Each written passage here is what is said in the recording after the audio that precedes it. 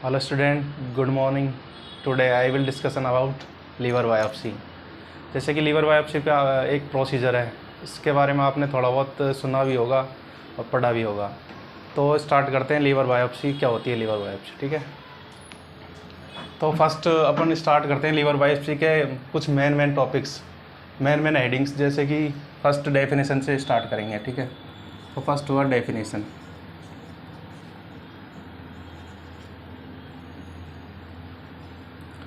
और second number पे इसके पर्पज़ क्या क्या है, तो पर्पज़। और थर्ड नंबर पे इसके पर्पज़ के बाद में फिर इसके इंडिकेशन क्या क्या है, कहाँ कहाँ पे यूज़ करेंगे इसको, ठीक है। इसके लिए अपन करेंगे इंडिकेशन।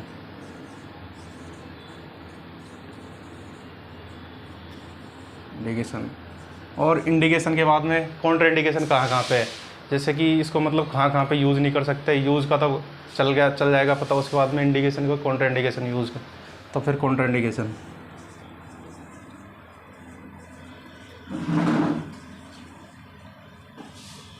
ठीक है, कॉन्ट्रा इंडिकेशन। और कॉन्ट्रा इंडिकेशन के बाद में फिर 5वां टॉपिक आता है इसमें कि मतलब कॉन्ट्रा इंडिकेशन के बाद में 5वां टॉपिक आता है डेफिनेशन हो गया, पर्पज़ हो गया, इंडिकेशन है, कॉन्ट्रा इंडिकेशन हो गया। अब बात करते हैं कि प्रोसीजर कैसे होगा। तो प्रोसीजर लिखते हैं, प्रोसीजर, ठीक है। प्रोसीजर का बाद छठा आएगा प्रिकॉशंस बिफोर प्रोसीजर। प्रोसीजर से पहले क्या क्या प्रिकॉशंस यूज़ करेगी नर्स, ठीक है। तो प्रिकॉशन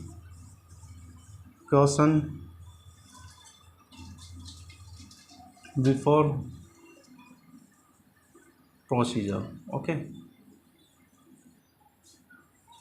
प्रिकॉशन बिफोर प्रोसीजर। और उसके बाद में फिर साथ में हेडिंग आएगी कि नर्स का रोल क्या रहेगा ड्यूरिंग प्रोसीजर, नर्स का रोल क्या रहेगा। तो ठीक है, during procedure role of nurse, okay, ठीक है। ड्यूरिंग प्रोसीजर क्या नर्स का रोल रहेगा। उसके बाद में प्रोसीजर के बाद में कौन सी पोजीशन देंगे पेशेंट को, लीवर बायोप्सी के दौरान कौन सी पोजीशन देंगे। तो 8वें नंबर पर है पोजीशन। और पोजीशन के बाद में 9 स्टेप आएगा कि मतलब कौन सी साइट सेलेक्ट करेंगे। लीवर बायोप्सी के लिए साइट सिलेक्शन भी ज़रूरी है, तो साइट सिलेक्शन।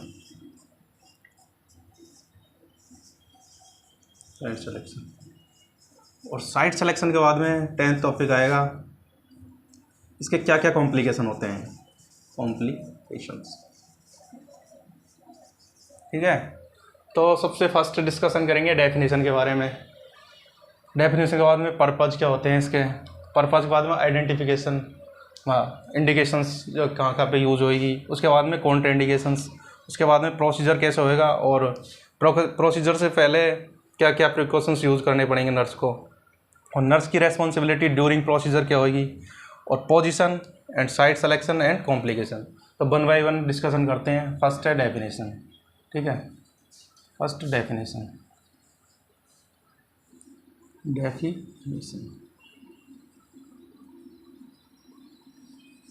डेफिनेशन में सबसे फर्स्ट है, सिंपल सी बात है, इसमें ज़्यादा कोई वो नहीं है। लीवर बायोप्सी मतलब लीवर तो आप जानते ही हो, बायोप्सी का मतलब होता है कि लाइव टिश्यू कलेक्ट करना किसी भी ऑर्गन से, ठीक है। बायोप्सी में लाइव टिश्यू कलेक्ट करना किसी भी ऑर्गन से। तो उसके बारे में फिर एक डेफिनेशन लिखते हैं इसकी कि कलेक्शन ऑफ स्मॉल अमाउंट और स्मॉल अमाउंट और क्वांटिटी, कुछ भी लिख सकते हो इसमें आप, quantity, collection of small amount और क्वांटिटी ऑफ लाइव टिश्यू, क्योंकि लाइव टिश्यू लेंगे तो उसी का तो हम साइटोलॉजिकल स्टडी कर पाएंगे। Live tissue from liver, okay. तो डेफिनेशन तो इसकी ये हो गई, कलेक्शन ऑफ स्मॉल अमाउंट और quantity of live tissue from liver. तो ये सिंपल सी डेफिनेशन है इसकी।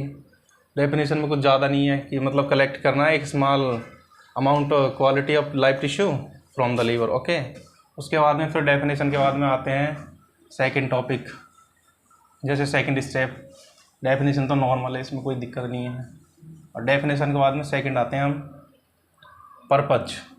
ओके, मतलब कर तो रहो लेकिन किसके लिए कर रहे हैं, तो पर्पज भी तो होना ज़रूरी है ना उसका, कि लीवर बायोप्सी कर रहे हैं बस, आगे पर्पज। Okay, purpose. अब क्या क्या पर्पज़ के लिए यूज़ कर सकते हैं हम लीवर बायोप्सी, ठीक है। जैसे कि मतलब डायग्नोस्टिक एवोल्यूशन के लिए कर सकते हैं, साइटोलॉजिकल हिस्टोलॉजिकल स्टडी के लिए भी कर सकते हैं। तो दो पर्पज़ हैं इसके मेनली, टू पर्पज़। जैसे डायग्नोस्टिक एवोल्यूशन, ठीक है। डायग्नोस्टिक एवोल्यूशन का मतलब कोई भी बीमारी को डिटेक्ट करने के लिए कर सकते हैं, ठीक है। और दूसरा हुआ डायग्नोस्टिक एवोल्यूशन के बाद में दूसरा करते हैं किसके लिए, cytological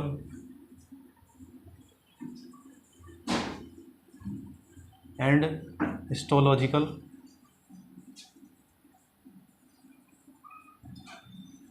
study. Okay, cytological histological study के लिए करते हैं। तो पर्पस तो दो हो गया अपने पास में, diagnostic evolution, cytological histology study. Okay, उसके बाद में थर्ड तो वो आता है स्टेप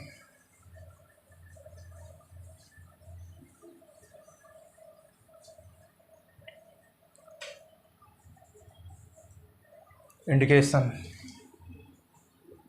अब करते रहो, कर तो रहे हो लेकिन किसके लिए करते हैं इसका भी पता होना चाहिए। इंडिकेशन किस किस चीज़ में यूज़ करते हैं, जैसे कि लीवर कैंसर और कार्सिनोमा, ठीक है। फर्स्ट तो हुआ लीवर कैंसर और कार्सिनोमा के लिए यूज़ कर सकते हैं, और सेकंड हुआ लीवर ट्रांसप्लांट। ओके, इंडिकेशन तो दो हो गए इसके, लीवर कैंसर के लिए यूज़ कर सकते हैं और लीवर ट्रांसप्लांट के लिए यूज़ कर सकते हैं। तो इंडिकेशन हुआ ख़त्म। उसके बाद में फिर इंडिकेशन के बाद में कॉन्ट्रा इंडिकेशन। अब भाई आपको पता तो चलेगा कि किस चीज़ में इसको लेंगे, लेकिन ये भी पता होना चाहिए कि कौन कौन सी बीमारी होती है जिसके अंदर इसको नहीं लेते, कॉन्ट्रा इंडिकेशन। ओके,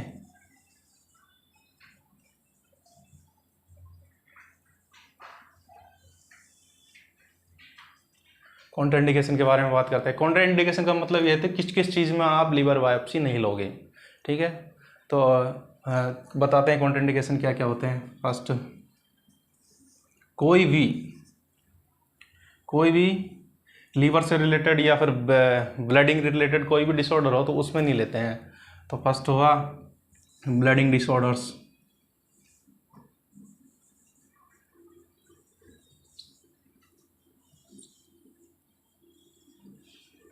ठीक है। ब्लडिंग डिसऑर्डर जैसे कि बात करते हैं हीमोफीलिया। एक्चुअली में haemophilia is a clotting disorder, not blooding disorder. So I will explain clotting disorder, ठीक है। ये ब्लडिंग डिसऑर्डर नहीं होता, ये क्लॉटिंग डिसऑर्डर होता है। बहुत से लोग इसको गलत परसेप्शन में यूज़ करते हैं कि इसमें ये ब्लडिंग डिसऑर्डर होता है, लेकिन ये क्लॉटिंग डिसऑर्डर होता है, ठीक है।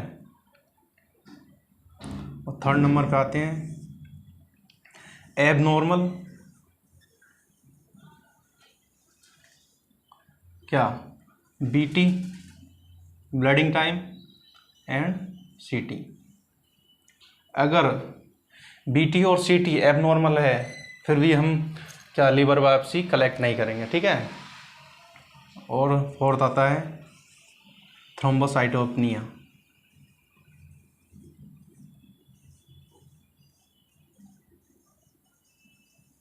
ठीक है। थ्रोम्बोसाइटोपेनिया में भी नहीं यूज़ करते, ठीक है। तो फर्स्ट कॉन्ट्राइंडिकेशन क्या हो गया, ब्लीडिंग डिसऑर्डर नहीं होना चाहिए पेशेंट के अंदर कोई भी, ठीक है। हीमोफीलिया नहीं होना चाहिए, एबनॉर्मल बीटी और सीटी नहीं होना चाहिए, और लास्ट में होता है थ्रोम्बोसाइटोपेनिया नहीं होनी चाहिए। थ्रोम्बोसाइटोपेनिया का मतलब समझते हो, decrease number of platelets, okay. Platelet का नंबर भी कम नहीं होना चाहिए। अगर प्लेटलेट का नंबर कम है तो क्लोटिंग नहीं होगा तो फिर जाहिर सी बात है कि क्लोटिंग नहीं होगा तो फिर ब्लडिंग के चांस भी बढ़ते हैं। और ये सेम वही कंडीशन है, ब्लडिंग और बीटी, ब्लडिंग टाइम और सीटी क्लोटिंग टाइम भी बढ़ जाएगा, एबनॉर्मल होगा तो भी वही ब्लडिंग की दिक्कत आएगी। हीमोफीलिया तो आप जानते हो क्लोटिंग डिसऑर्डर है खुद, और ब्लडिंग डिसऑर्डर हो गया है, ठीक है। तो कॉन्ट्राइंडिकेशन तो कंप्लीट हो गए हैं। उसके बाद में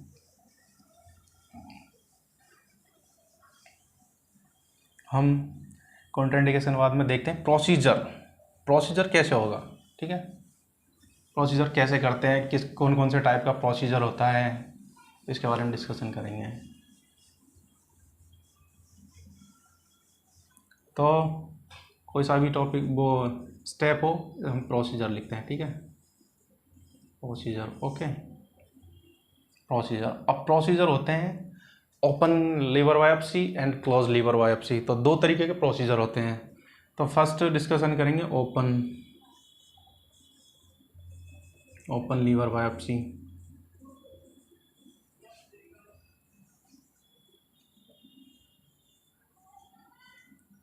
एंड इधर की साइड हम कर लेंगे क्लोज लीवर बायोप्सी,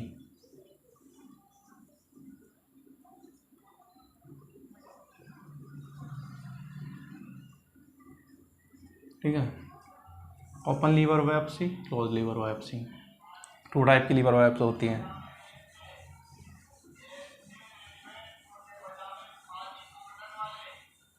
ओके, तो इससे क्या है कि सही तरीके से डिफ्रेंशिएट हो पाएगा और आप अच्छे से समझ पाओगे। तो फर्स्ट है ये ओपन लीवर बायोप्सी। तो आप इसमें जाहिर सा समझ ही होंगे, ओपन का मतलब ओपन में होगा, क्लोज का मतलब क्लोज कैविटी से लेंगे या फिर क्लोज तरीके से लेंगे, ठीक है। तो फर्स्ट है ओपन लीवर बायोप्सी। तो ओपन लीवर बायोप्सी क्या है कि इसके लिए हम ड्यूरिंग सर्जरी कलेक्ट कर लेंगे, ड्यूरिंग सर्जरी, ओके।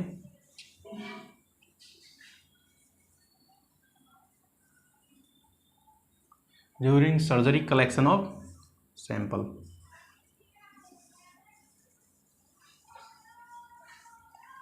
तो during surgery collection of sample कर लेंगे, ठीक है। और इसमें क्लोज लीवर बायोप्सी में ड्यूरिंग सर्जरी नहीं करते हैं। तो मतलब ड्यूरिंग सर्जरी नहीं करेंगे तो कैसे करेंगे, तो इसको करेंगे क्लोज्ड लीवर बायोप्सी के अंदर क्या करेंगे, needle aspiration technique, needle aspiration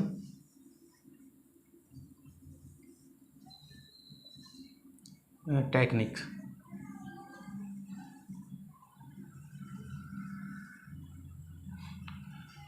needle aspiration technique से हम सैंपल कलेक्ट करेंगे, या फिर इसको ऐसे भी लिख सकते हो आप नोट्स बनाने के लिए कि collection of sample from needle aspiration technique, okay.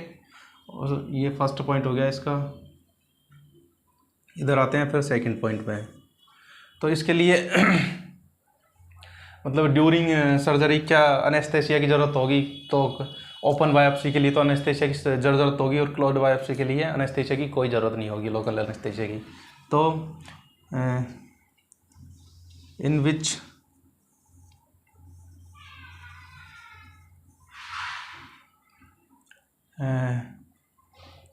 needed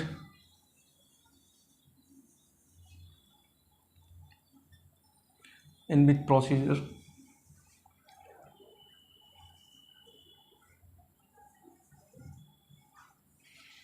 need of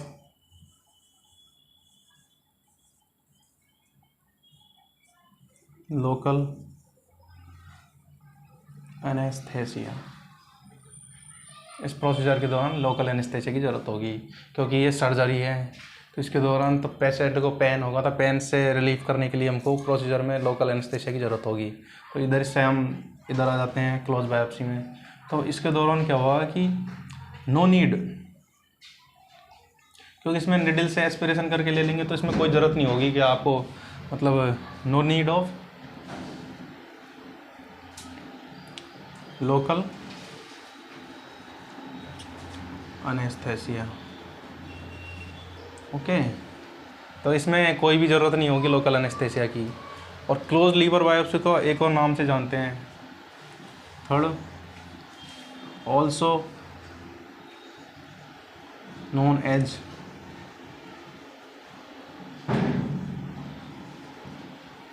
ये किस नाम से भी जाना जाता है, परक्यूटेनियस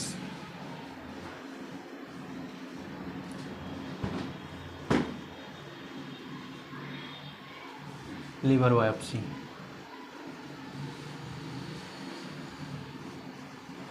ठीक है, तो also known as percutaneous liver biopsy.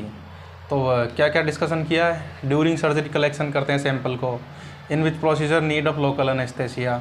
Third point आता है NPO must be required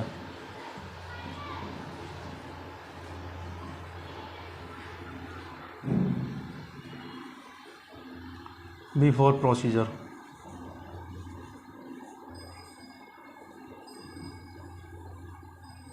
तो NPO कितने घंटे से है, 8 से 10 घंटे। 8 से 10 घंटे पहले NPO ज़रूरी है, क्योंकि ये सर्जिकल प्रोसीजर है, ये नॉन सर्जिकल प्रोसीजर है। ये परक्यूटेनियस लीवर बायोप्सी है, इसमें निडल एस्पिरेशन टेक्निक के द्वारा लीवर बायोप्सी करते हैं, collection of small tissue. Okay, and fourth point है मोस्ट कॉमन यूज्ड। अगर आपसे कोई पूछ ले मोस्ट कॉमन, फर्स्ट प्रायोरिटी इसी की होती है कि मोस्ट कॉमन यूज्ड कहाँ पे होता है। Most common used clinical practice.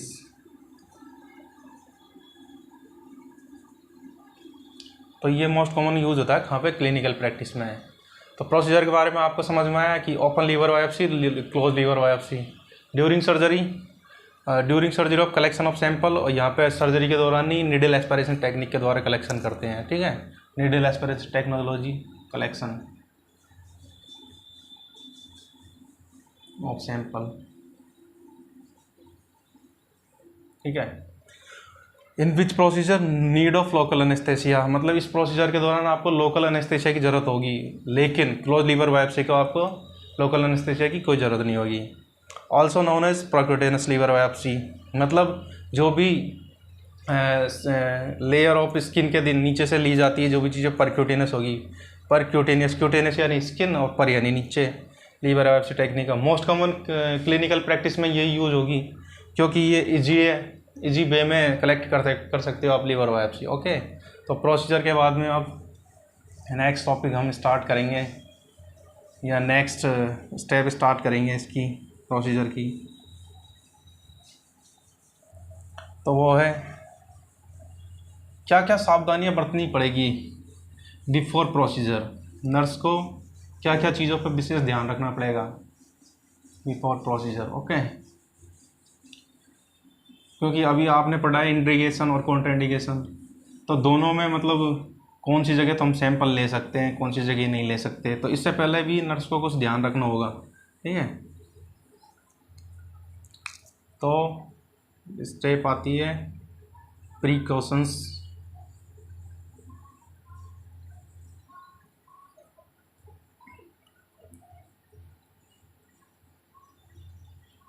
Before procedure क्या क्या सावधानी बरतनी पड़ेगी। ठीक है, तो फर्स्ट क्या सावधानी बरतनी पड़ेगी। फर्स्ट नर्स को क्या है कि check bleeding time,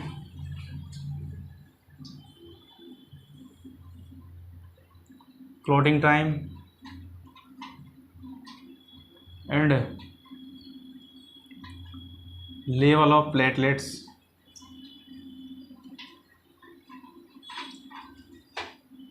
and level of haemoglobin. तो मतलब नर्स को उससे पहले क्या है, BT, CT and level of platelets and level of haemoglobin, ये चीज़ असेस करनी ज़रूरी होती है। क्योंकि पहले हमने कॉन्ट्राइंडिकेशन और इंडिकेशन में बताया कि किस किस चीज़ में ले सकते हैं। कॉन्ट्राइंडिकेशन बताया कि ब्लडिंग टाइम और क्लोटिंग टाइम एबनॉर्मल नहीं होना चाहिए। तो उसी में हमने बताया थ्रोम्बोसाइटोपिनिया, प्लेटलेट्स का काउंट भी कम नहीं होना चाहिए, और हीमोग्लोबिन का काउंट भी देखते हैं क्योंकि हीमोग्लोबिन को फॉर्मेशन में भी लीवर का रोल है। ठीक है। एंड देन सेकंड,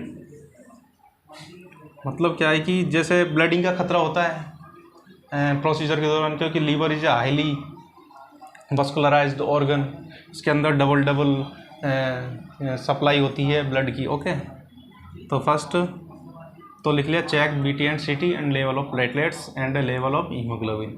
और इससे क्या है कि 1 week before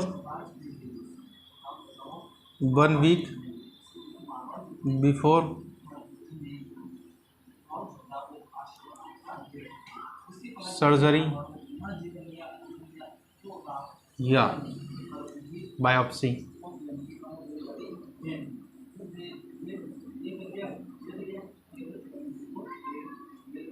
dose of vitamin के,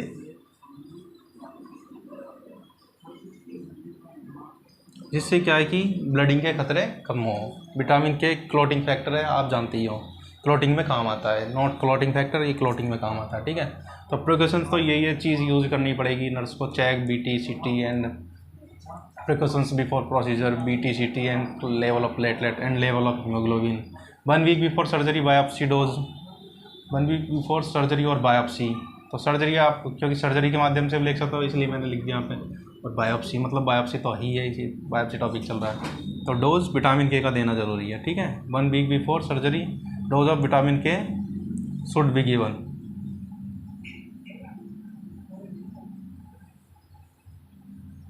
ओके,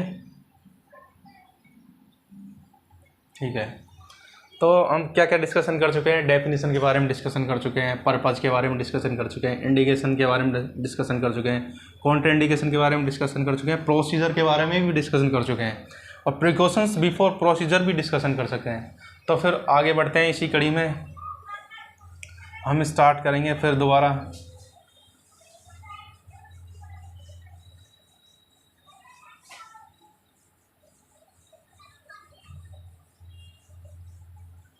नेक्स्ट स्टेप जो है ड्यूरिंग प्रोसीजर,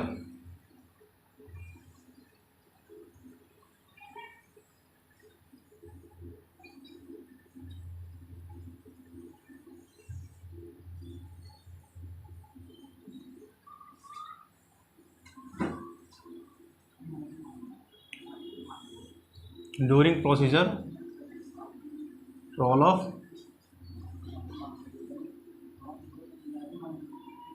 नर्स। ठीक है।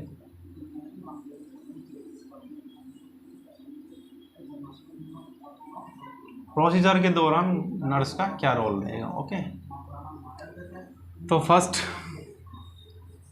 ड्यूरिंग प्रोसीजर क्या है कि सैंपल कलेक्शन के लिए कुछ कलेक्ट तो करना पड़ेगा ना। तो फर्स्ट कलेक्ट करेंगे liver biopsy needle. Okay,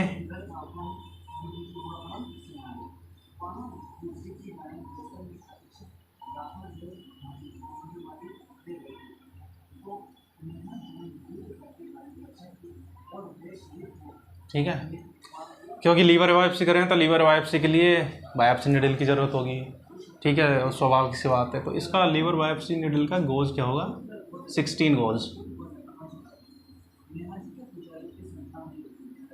okay, ये 16 गोज की निडल होगी। और ये निडल 2 टाइप की होती है। कौन कौन सी निडल यूज़ कर सकते हैं। फर्स्ट निडल यूज़ कर सकते हैं सिल्वरमान,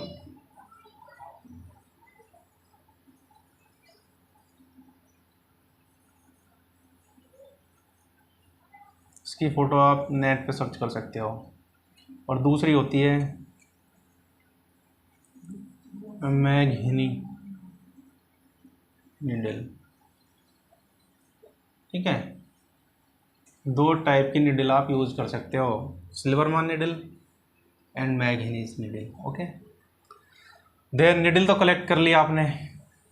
अब सैंपल को रखोगे कहाँ पे? तो इसके लिए आप सैंपल कलेक्ट करने के लिए क्या रखोगे? एक कंटेनर।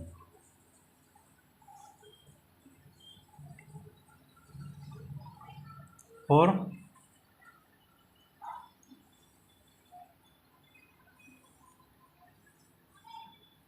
Sample collection.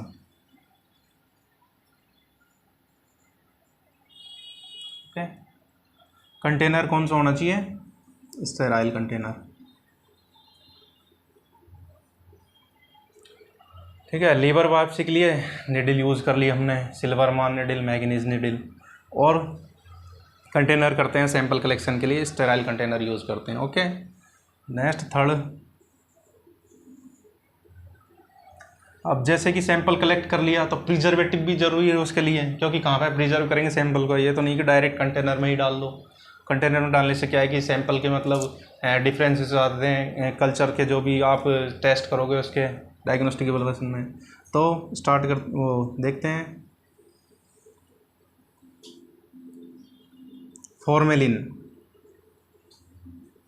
10% फॉर्मेलिन, क्योंकि जितनी भी लीवर बायोप्सी की जाती है या जितनी भी बायोप्सीज की जाती है तो उसको हम क्या फॉर्मेलिन में प्रिजर्व करते हैं। ये फॉर्मेलिन ऑल टिश्यू, कोई भी टिश्यू, कहीं का भी टिश्यू के लिए कलेक्शन के लिए मतलब फॉर्मेलिन का ही यूज़ करते हैं। Okay, 10% formalin for preservative, preserve, okay, या as a preservative. Okay, and fourth, अब कलेक्ट भी कर लिया सैंपल, निडल भी यूज़ कर ली और फॉर्मेलिन का यूज़ भी कर लिया, तो अब लास्ट में जाके क्या करते हैं? कलेक्शन के बाद में फिर ड्रेसिंग भी करनी ज़रूरी होगी सैंपल को। मतलब जैसे ही आप निडल प्रिक करके हटाओगे तो उस टाइम पर ड्रेसिंग की ज़रूरत होगी। तो ड्रेसिंग के लिए कौन सा सॉल्यूशन यूज़ करोगे? तो टिंक्चर बेंजोइन यूज़ करते हैं।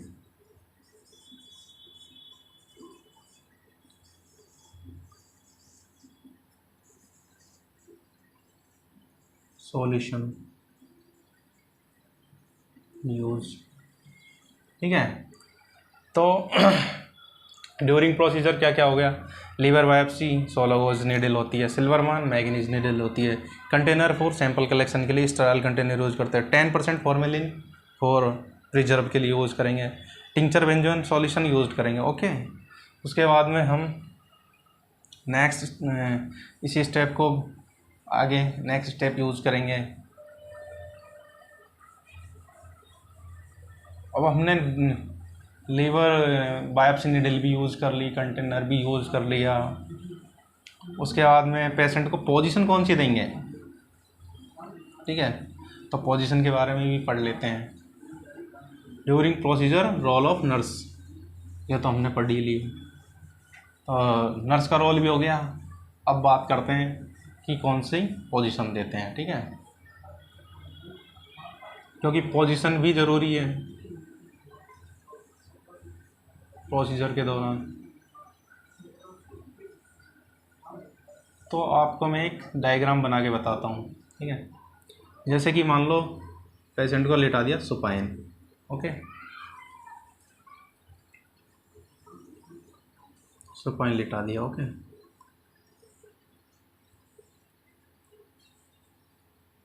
और ये इसका राइट हैंड हो गया।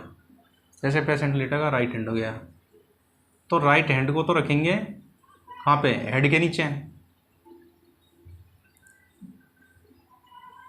और पेशेंट की बेस्ट के नीचे, जैसे कमर के नीचे एक तकिया रखेंगे, पिलो। ओके, इससे आपको इजीली समझ में आ जाएगा। तो ये पोजीशन रखते हैं। तो आप इसको लाइंग डाउन समझो, फ्लैट पोजीशन है, ये सुपाइन पोजीशन में लेटा हुआ है। तो ये व्यू मान लो आप ऊपर से अपर साइड से व्यू है। ठीक है, डायग्राम सही से तो नहीं बना, लेकिन बनाने की कोशिश की है मैंने। इससे क्या है कि आप इजीली समझ में आएगा। तो जिससे क्या फ़ायदा होगा, बेनिफिट क्या है इससे? इससे बेनिफिट ये है कि जैसे यहाँ पे इंटरकोस्टल स्पेस है ना, यहाँ पे क्या पाई जाती है? रिब्स। ठीक है, तो रिब्स क्या है कि जो इंटरकोस्टल स्पेस वाइड हो जाएगा, जिससे क्या है सैंपल कलेक्शन के दौरान कोई भी निडल बोन के अंदर प्रिक ना हो, जैसे कि रिब के अंदर प्रिक ना हो। तो इसके लिए हम पोजीशन ये दे रखते हैं, ठीक है। तो इसको हम लिखना चाहे तो ऐसे लिख सकते हैं, supine position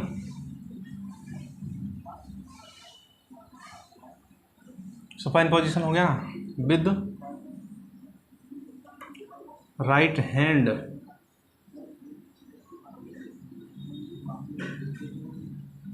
below the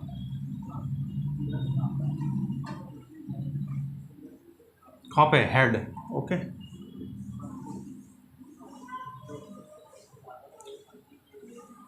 end below under the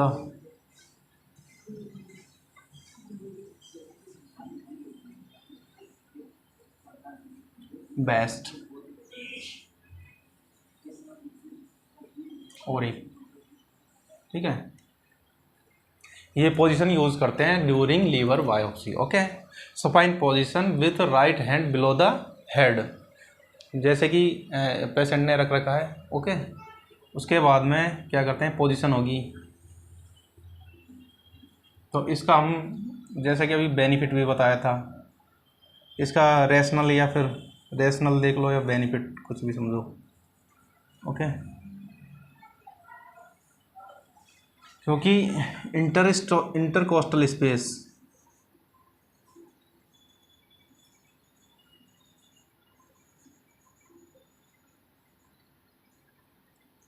को या फिर वाइड, इससे क्या है कि इंटरकोस्टल स्पेस वाइड हो जाता है, जिससे इजीली हम निडल प्रिक करके सैंपल कर सकते हैं, ओके। इसका ये हो गया रेशनल, इंटरकोस्टल स्पेस वाइड हो जाता है। स्पाइन पोजीशन रख के राइट हैंड को बिलो द हेड रखेंगे, okay. And then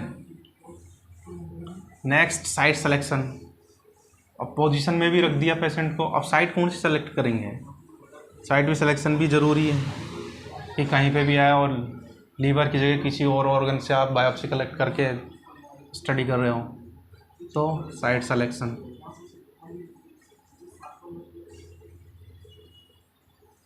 okay.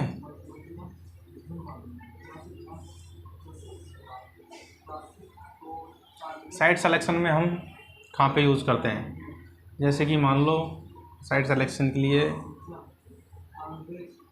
Right side में लीवर होता है, ठीक है। तो right hypochondriac region,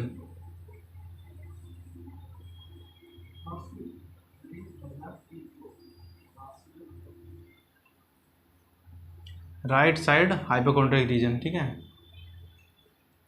right side at 8th and 9th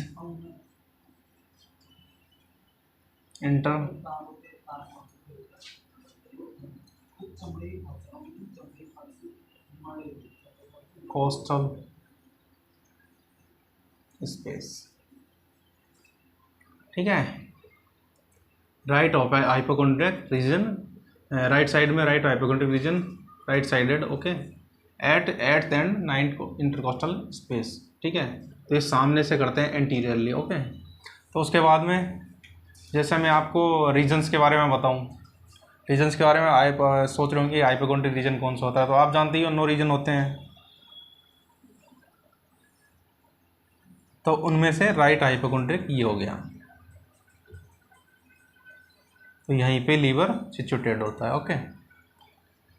और आप ये जानते हो एपिगैस्ट्रिक हाइपोगैस्ट्रिक है, राइट की जगह लेफ्ट हो गया, ये लंबर रीजन हो गया, अम्बलाइकस से सैक्रम रीजन हो गया, ओके। उसके बाद में साइड सिलेक्शन हो गया। अब साइड सिलेक्शन के बाद में प्रोसीजर के दौरान मतलब साइड सेलेक्ट करके निडल भी इंसर्ट करनी है, तो निडल इंसर्शन के दौरान आपको क्या मतलब बताना होगा पेशेंट को, जिससे क्या है कि उसके कोई इंजरी के चांस ना हो, जैसे लीवर में दे रहे हैं डायफ्राम कोई इंजर्ड ना हो, तो उसके लिए पेशेंट को इंस्ट्रक्ट करेंगे कि पहले तो आप सांस अंदर लीजिए, इनहेल, ओके, एंड एक्सहेल।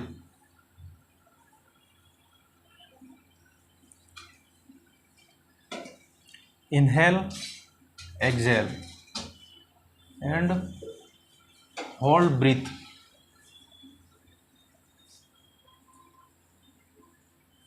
ठीक है, कितने से सेकंड के लिए होल्ड करनी है ब्रीथ को? 5 से 10 सेकंड के लिए, ज़्यादा भी नहीं रुकवानी सांस, कि पता चले लीवर बायोप्सी ले रहा और पेशेंट ही सलट गया। ठीक है, तो इसलिए 5 से 10 सेकंड के लिए। तो इससे फ़ायदा क्या होगा? आप जानते हो कि डायफ्राम में एक रेस्पिरेटरी मसल्स है, मेजर रेस्पिरेटरी मसल्स है। ठीक है, इंस्पिरेशन एक्सपिरेशन के दौरान, इनहेल और एक्सहेल के दौरान वो काम आती है। ठीक है, तो इससे क्या होगा, फ़ायदा क्या होगा कि डायफ्राम में इंजरी नहीं होगी, डायफ्रागमेटिक इंजरी नहीं होगी।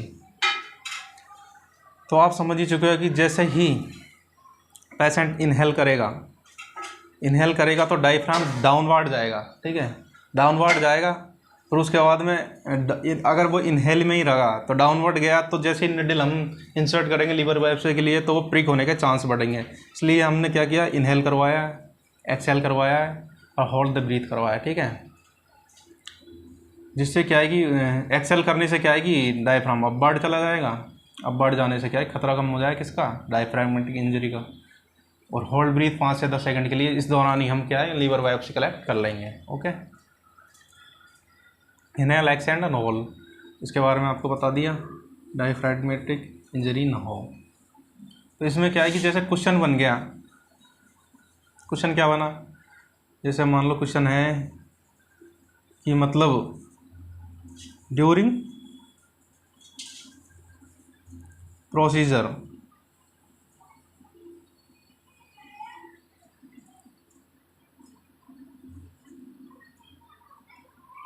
what instruction given by nurse, यह है क्वेश्चन। ठीक है, during procedure what instruction given by nurse, procedure के दौरान नर्स पेशेंट को क्या इंस्ट्रक्शन देगी। तो फर्स्ट ऑप्शन आपका आ गया inhale, exhale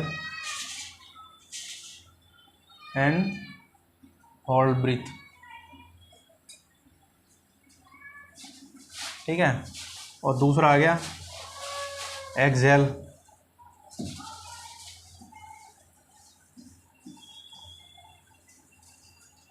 and hold the breath. तो आप इसमें फर्स्ट प्रायोरिटी पे कौन सा आंसर दोगे? 2 ऑप्शन देता हूँ मैं आपको।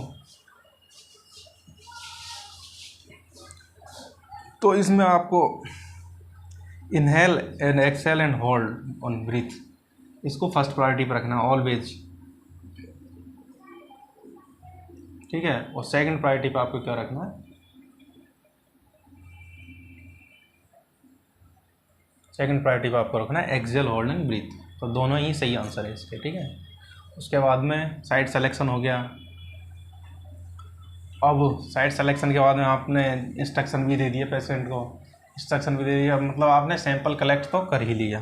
ठीक है, और सैंपल कलेक्ट करने के बाद में क्या करना है, तो सैंपल कलेक्ट करने, जाहिर सी बात है कि वहाँ पे निडल प्रिक किए तो ब्लडिंग के चांस होंगे। ठीक है, तो ब्लडिंग के चांस होंगे तो आप ब्लडिंग को कैसे करते हो, रोकते कैसे हो? किसी जगह से आपने अगर मान लो कोई सैंपल लिया है, निडल प्रिक किए, तो जैसे ही आपने सैंपल कलेक्ट कर लिया, ओके, सैंपल कलेक्शन कलेक्ट कर लिया, after sample collection, after sample collection हम क्या करेंगे, एक ड्रेसिंग करेंगे एट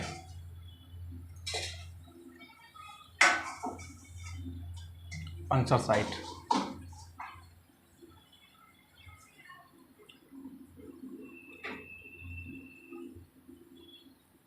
तो आपको मैंने बताया था कि जैसे कलेक्शन के दौरान, कलेक्शन के बाद में किससे, टिंचर बेंजोन से हम ड्रेसिंग करते हैं, ठीक है।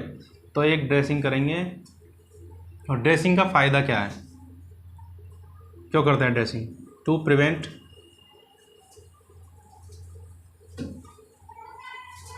क्या प्रिवेंट करेंगे? First, leakage of bile.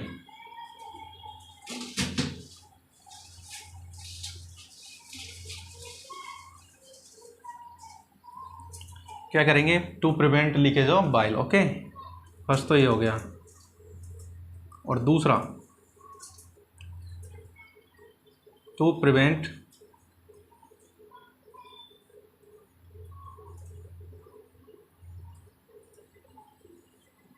Bleeding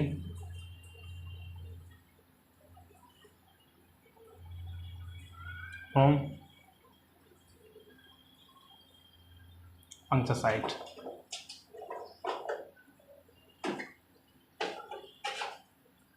okay, dressing करने का क्या क्या कारण है? To prevent leakage of bile, first priority पर रखेंगे इसको, और second priority to prevent bleeding from puncture site, दोनों। तो इसको फर्स्ट प्रायोरिटी पर रखेंगे हमेशा। कभी भी आपसे कोई क्वेश्चन हो, फर्स्ट प्रायोरिटी पर क्या रखेंगे? प्रायोरिटी, ठीक है। जैसे कि हम लीवर बायोप्सी के बारे में सोचते हैं कि फर्स्ट प्रायोरिटी पे क्या रखें, तो सीधा ही हम सोचते हैं ब्लडिंग होगी, लेकिन ब्लडिंग सेकंड प्रायोरिटी पे आता है हमेशा, ठीक है। इसमें अपन सोचते हैं कि ये हाईली मस्कुलर ऑर्गन है, इसके अंदर ब्लड सप्लाई बहुत ज़्यादा होती है तो ब्लडिंग होगी, सीधा सा आंसर कर देते हैं ब्लडिंग। लेकिन इसका आंसर क्या होगा? बाइल। सबसे फर्स्ट हम किस चीज़ को असेस करेंगे? बाइल लीकेज को असेस करेंगे, या फिर बाइल लीकेज देखेंगे फर्स्ट प्रायोरिटी के अंदर। तो आफ्टर सैंपल कलेक्शन ड्रेसिंग कर दी। ड्रेसिंग के बाद में क्यों करी ड्रेसिंग? प्रेशर ड्रेसिंग करेंगे, ठीक है। गोज पीस लगाएंगे यहाँ पे, गोज पीस।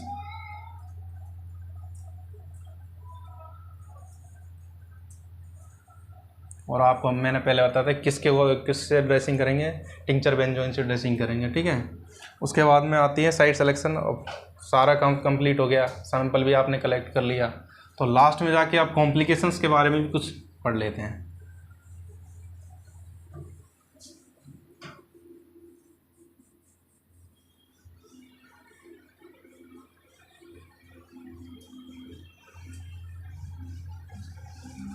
क्योंकि कॉम्प्लिकेशंस भी तो होंगे कुछ, प्रोसीजर।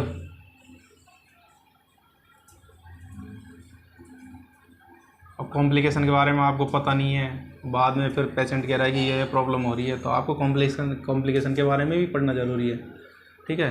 तो इसमें फर्स्ट कॉम्प्लिकेशन क्या होगा? ब्लडिंग। वही हाईली मस्कुलर ऑर्गन, इसलिए एक फर्स्ट कॉम्प्लिकेशन में ब्लडिंग होगा, ठीक है। तो ब्लडिंग आप समझिए क्या होता है? ब्लडिंग, खून बहना।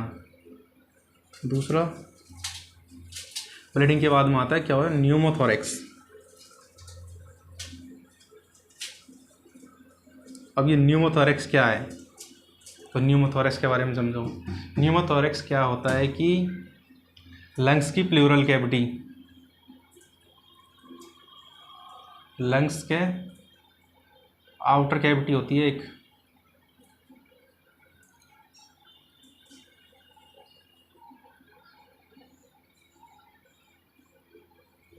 आउटर कैविटी और लंग्स,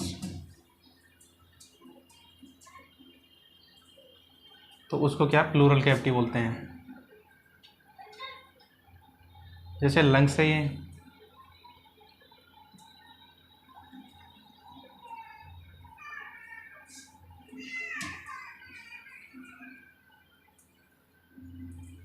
तो इसके ऊपर ऊपर एक लेयर पाई जाती है, ठीक है। यहाँ पर आर्टिचुएटेड होगा, आपको पता ही है। तो इसके अंदर ये कैविटी होगी ना, ये होगी प्लूरल कैविटी। तो इसके अंदर जैसे ही मान लो गलती से प्रिक हो गया, प्रिक होने के बाद में इसमें हवा भरने के चांस होते हैं। तो यही मान लो कि न्यूमोथोरेक्स किसको बोलते हैं? कि प्लूरल कैविटी के अंदर हवा का भरना, ठीक है। तो ये समझ में आ गया आपके, ठीक। तो न्यूमोथोरेक्स ये होता है। तो today I am discussion about liver biopsy. आपको समझ में आया, मैंने लीवर बायोप्सी पढ़ाया आज। और लीवर बायोप्सी के बाद में फिर नेक्स्ट टॉपिक लेकर आते रहेंगे आपके पास, इसलिए चैनल को like and share and subscribe करें। जय हिंद दोस्तों। आपको क्लास अच्छी लगी हो तो अपने सर जो है नर्सिंग के लिए बहुत रामबाण क्लास साबित होने वाली है। अच्छी लगी हो तो लाइक करना, शेयर करना और अपने दोस्तों को भी तक पहुंचाना। जय हिंद दोस्तों।